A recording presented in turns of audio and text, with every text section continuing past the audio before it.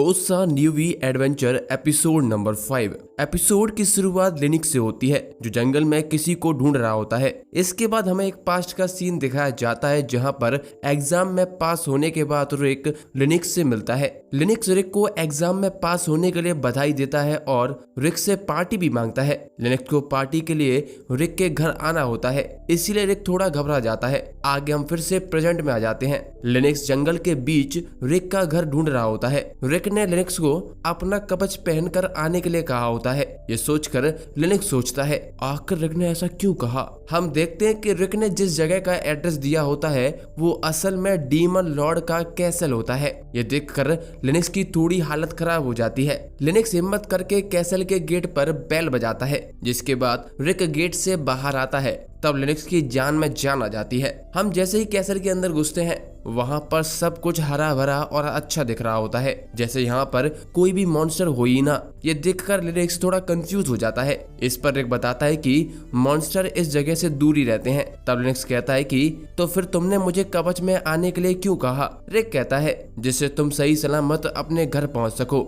ये सुनकर लिनिक्स अब और ज्यादा हैरान हो जाता है। आगे कैसल के अंदर रीएनआईटी लिनिक्स का स्वागत करती है। तभी वहां पर एल्सी रेटे आ जाती है। एल्सी रेटे लिनिक्स को एक छोटी बच्ची लग रही होती है। तभी वो सिक्स्थ नेचर ऑफ मैजिक के साथ लिनिक्स पर हमला कर देती है। लिनिक्स बस मरने ही वाला होता है। तभी रिक बीच में आकर लिनिक्स को बचा लेता है। रिक एल्सी रेटे से कहता है कि मैंने तुमसे कितनी बार बोला है कैसल के अंदर मैजिक यूज मत किया करो। इस पर एल्सी रेटे कहती है ये तुम्हारी ही गलती है, अगर तुम मेरे साथ खेलते तो ऐसा होता ही नहीं। ये सब देखकर लिनिक्स के होश ही उड़ जाते हैं। एल्सीरेटे के हमले की वजह से कैसल की एक वॉल भी डिस्ट्रॉय हो जाती है। इसीलिए रीनाइटे उससे कहती है कि ये वाली रिपेयर करने के लिए जो पैसे लगेंगे मैं वो तुम्हारे खाने को कम करके निकालूंगी। ये सुनते ही एल्सीरेटे रीनाइटे के सामने माफी मांग लगती है। इसके बाद रिक एल्सीरेटे के साथ खेलने के लिए चला जाता है और रीनाइटे लिनिक्स को उसके रूम में ले जाती है। जब लिनिक्स रूम से बाहर देखता है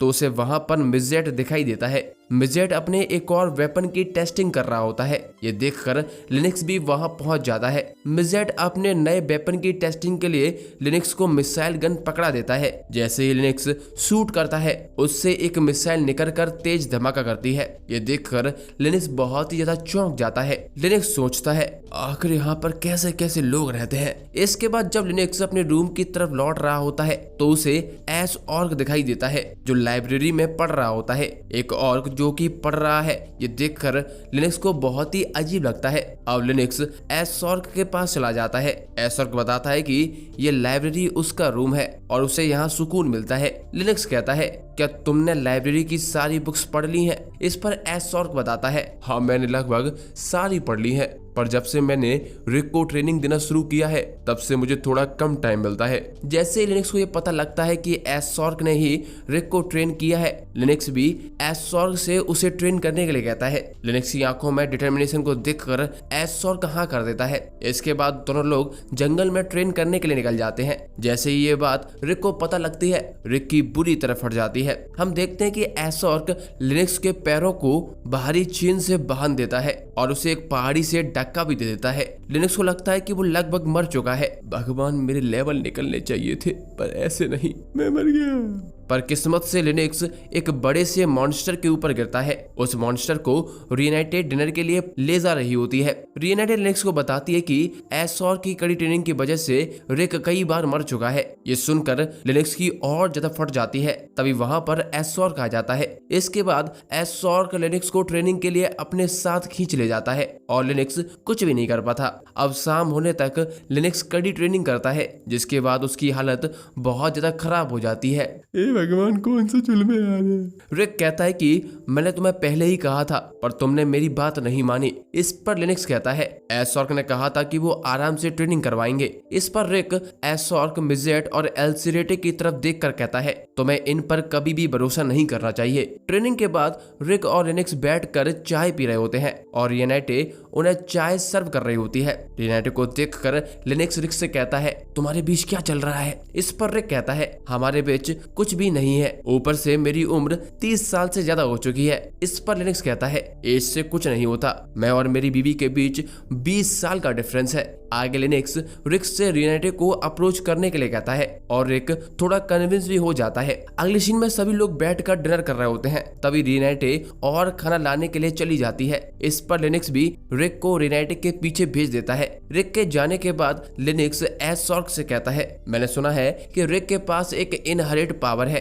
काश मैं उसे देख पाता। इस पर एसॉर्क बताता है कि रिक अभी अपनी पावर को कंट्रोल नहीं कर सकता है और ये केवल कुछ ही कंडीशंस में एक्टिवेट होती है। मिजेट कहता है, लेकिन रिक को हथियार यूज करना नहीं आते हैं। एसॉर कहता है कि बिना हथियारों के भी रिक बहुत ही पावरफुल है और अब वो एक एस रैंक एडवेंचरर है। अगर रिक की पावर एक्टिवेट हो जाती है तो वो हम लोगों को भी पीछे छोड़ देगा। लिनक्स के लिए बात बहुत ही चौंकाने वाली होती है। लिनक्स गवर्नमेंट के साथ काम करता है, इसीलिए एसॉर्क लिनक्स से एक मैजिकल क्रिस्टल 6 ग्रैंड ऑप्स के बारे में पूछता है। हमें पता चलता है कि ये क्रिस्टल का यूज करके स्पाइरल ओरिजिन का गेट खोला जा सकता है, जहां पर काइजर एल्सापिएट रहता है। ये क्रिस्टल हर 200 साल में एक बार एक्टिवेट होते हैं और इस साल इन क्रिस्टल को एक्टिवेट होना है। इन क्रिस्टल से एक स्ट्रॉन्ग माना निकलता है जिससे हम उन्हें पहचान सकते हैं। एसॉर की बात सुनकर लिनक्स कहता है, ये सब तो मैंने कहानियों में पढ़ा है, पर अगर तुम लोग कह रहे हो तो ये सच हो सकता है। मुझे इस बारे में कुछ नहीं पता है, पर मैं वापस जाकर एक बार सीक्रेट एजेंसी से बात करूंगा, शायद मुझे कुछ पता लग जाए। जैसे ही मुझे पता लगेगा मैं आप लोगों को जरूर बता दूंगा। इस पर एसॉर्क लिनक्स को शुक्रिया कहता है। इसके बाद रिक रिनाटे को पटाने के लिए लिनक्स से हेल्प मांगता है। रिनाटे हर चीज में बहुत परफेक्ट होती है, इसी वजह से रिक को रिनाटे पर लाइन मारने का कोई भी चांस नहीं मिलता है। अगले दिन हम एडवेंचरर गिल्ड पर शिफ्ट होते हैं। रिक, एसॉर्क और एल्सिरेटे गिल्ड ऑफिस में एक नया मिशन पिक करने के लिए आए होते हैं, जिसकी डिफिकल्टी 82 होती है। वहां पर काम करने वाला मैनेजर उन्हें ये मिशन देने से मना कर रहा होता है क्योंकि ये बहुत ही खतरनाक होता है। साथ ही में हमें एक ग्रीन बालों वाली लड़की भी दिखाई जाती है जो वहां पर साफ सफाई कर रही होती है। वो लड़की मिशन पर जाना चाहती है पर उसे साफ सफाई का काम ही दिया जाता है जो उसे बिल्कुल भी पसंद नहीं आता है। इस लड़की का नाम रे होता है। रे रिक की पार्टी को देखकर हैरान हो जाती है क्योंकि रिक की पार्टी में एक बोलने वाला ऑर्क है, एक छोटी बच्ची है और ये बूढ़ा आदमी होता है जो कि रिक है। ये देखकर कोई भी हैरान हो जाए। आगे हमें बताया जाता है कि ये मिशन करने के लिए 4 लोगों की रिक्वायरमेंट होती है, जिसमें कम से कम 2 लोग ए रैंक वाले होने चाहिए, जबकि रिक की पार्टी में केवल 3 ही लोग अवेलेबल होते हैं। इसीलिए एसॉर्क मैनेजर से एक हेल्पर हायर करने के लिए कहता है। ये सुनते ही मैनेजर रे को रिक की टीम के साथ भेज देता है।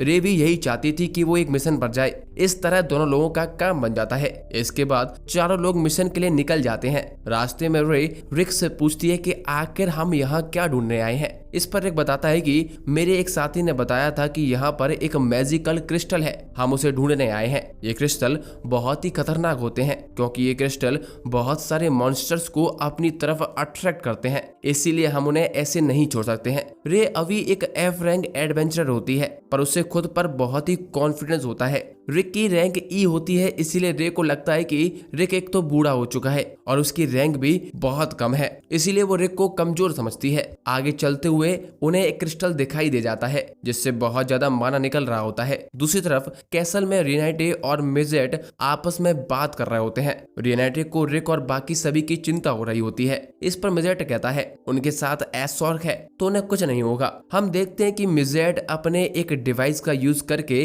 रिनाटे के साथ अश्लील हरकत करने की कोशिश करता है, पर रिनाटे को पता लग जाता है और वो एक ही झटके में मिजेट का डिवाइस डिस्ट्रॉय कर देती है। इसके बाद हम फिर से रिक की तरफ शिफ्ट होते हैं। जंगल में उन्हें एक ड्रैगन दिखता है जिसका घोंसला पास ही में होता है। ड्रैगन को देखकर रे बहुत डर जाती है, पर एसॉर्क सीधा जाकर ड्रैगन को पंच मार देता है। यह देखकर रे और ज्यादा घबरा जाती है। रे एसॉर्क से कहती है कि अगर तुम ऐसा करोगे तो उसके साथ ही हम पर हमला कर देंगे। इस पर एसॉर्क कहता है इसीलिए तो मैंने उस ड्रैगन को मारा नहीं जिससे वो अपने साथी यहाँ पर बुला लाए। ये सुनकर रे की बची हुई हिम्मत भी चली जाती है। इसके बाद एसॉर्क रिक से रे को वहां से ले जाने के लिए कहता है। रिक भी रे को लेकर खुले मैदान में आ जाता है। जिससे वो लोग ड्रैगन से बचे रहें। दूसरी तरफ एसॉर्क और एल्सिरेटे जंगल में एक एक करके सभी ड्रैगन को मार रहे होते हैं। तभी अचानक से एक रेड ड्रैगन रिक और रे के सामने आ जाता है। रे कहती है ये ड्रैगन बहुत ही खतरनाक है, यहाँ तक कि एक ए रैंक एडवेंचर का भी